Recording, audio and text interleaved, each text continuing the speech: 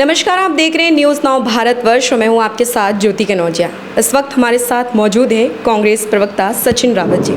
Sir, आपका बहुत बहुत स्वागत है हमारे चैनल न्यूज़ नाउ भारतवर्ष। धन्यवाद। सर, मैं सबसे पहले आपसे ये जानना चाहूँगी कि हाल ही में भी जो अहमदाबाद में प्लेन क्रैश हुआ उसको आप किस तरह से देख रहे हैं? देखिए, बहुत ही दुखद घटना रही जिसमें काफ़ी लोगों ने अपनी जान गंवाई। मुझे लगता है कि ये इस पूरे वर्ष की सबसे बड़ी घटना है जिसमें 300 लोगों ने अपनी जान गंवाई और कांग्रेस पार्टी उनके परिवार को श्रद्धांजलि अर्पित करती है। और मुझे लगता है कि ये दुख का समय है, पूरे देश में दुख का समय है।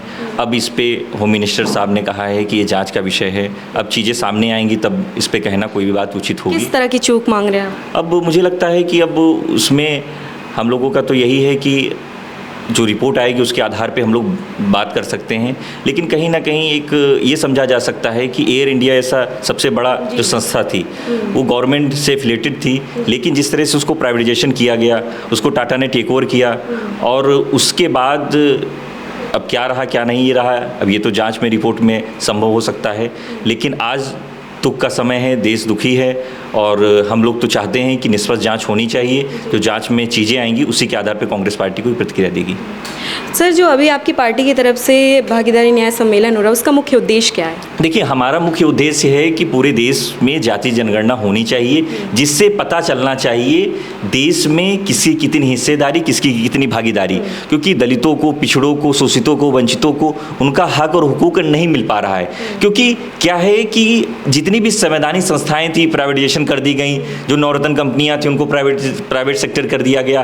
पहले रेलवे में भर्ती निकलती थी, लोग जो है रेलवे में जाते थे, लेकिन उसको प्राइवेट कर दिया गया। तो मैं कह सकता हूं कि आरक्षण पर खतरा है और लगातार भारतीय जनता पार्टी आरक्षण को टारगेट करके ये सब कर रही है। जब तक रिजर्वेशन नहीं मिलेगा, लोगों को न्याय नहीं मिलेगा, तब तक संभव नहीं है ये बात। यही बात श्री राहुल गांधी जी भारत जोड़ो यात्रा में कही। जब उन्होंने पूरे देश में कैंपेन किया तब उन्होंने यही कहा कि जातीय जनगणना होनी चाहिए, देश का एक्सरे होना चाहिए, जिससे पता चले कि देश की वास्तविक स्थिति क्या है। क्योंकि लगातार भारतीय जनता पार्टी पिछड़ों के नाम पर वोट मांग लेती है। प्रधानमंत्री जी चुनाव के समय कहते हैं कि मैं पिछड़ी जाति का हूँ, लेकिन जैसे वोट मिल जाता है, जैसे वो गद्दी पे आ जाते हैं, उसके बाद ना तो उनको पिछड़ों की याद आती है, ना तो उनको दलितों की याद आती है। लगातार कहीं ना कहीं जितने भी सेक्टर थे जहां पर रिजर्वेशन खत्म किया गया, आपने देखा होगा वहां पर आज भी सबसे ज़्यादा एक जो लोग बैठे हुए हैं वो सब अपर कास्ट के लोग बैठे हुए हैं। तो मैं कह सकता हूं कि सबका अगर रिजर्वेशन में सबका अधिकार है तो दलितों को, पिछड़ों का भी अधिकार होना चाहिए। इसी बात की लड़ाई हम लोगों की लड़ रहे थे। अब भारतीय जनता पार्टी को झुकना पड़ा, जातीय जनगणना की बात लानी पड़ी। आज हम लोगों का भागीदारी न्याय सम्मेलन है।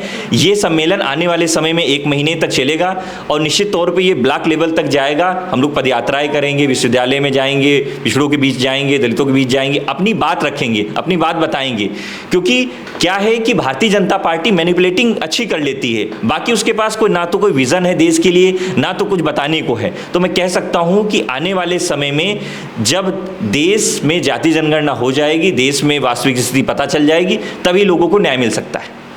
सर, जैसे कि आगामी विधानसभा चुनाव आने वाले हैं तो उसको लेकर कांग्रेस पार्टी अपनी क्या रणनीति बना रही है? देखिए, रणनीति तो मुझे लगता है कि कैमरे पे नहीं बताई जाती है और निश्चित तौर पे जो रणनीतियां हैं उसमें सबसे पहले तो हमारा संगठन सृजन का कार्यक्रम चल रहा है पूरे देश में और उस उत्तर प्रदेश में चल रहा है। निश्चित तौर पर हम लोगों की मजबूती, सभी सीटों पर हम लोग मजबूती से तैयारी कर रहे हैं। अब आने वाले समय में क्या स्थिति रहती, परिस्थितियाँ क्या बनती वो तो बात का विषय है, लेकिन आज की डेट में हम लोग बूथ स्तर तक जा करके अपना संगठन स्ट्रक्चर तैयार कर रहे हैं, उसमें लोगों को जोड़ रहे हैं। उसमें पहली प्राथमिकता है कि महिलाओं की हिस्सेदारी सबसे ज़्यादा हो, दलितों की हिस्सेदारी ज़्यादा हो, पिछड़ों की हिस्सेदारी ज़्यादा हो। ज़्यादा से ज़्यादा लोगों को जोड़ करके नया संगठन, नया स्ट्रक्चर तैयार करेंगे और भारतीय जनता पार्टी के मुद्दों के खिलाफ हम लोग सड़कों पर भी लड़ाई लड़ेंगे, हम लोग सदन में भी लड़ाई लड़ेंगे।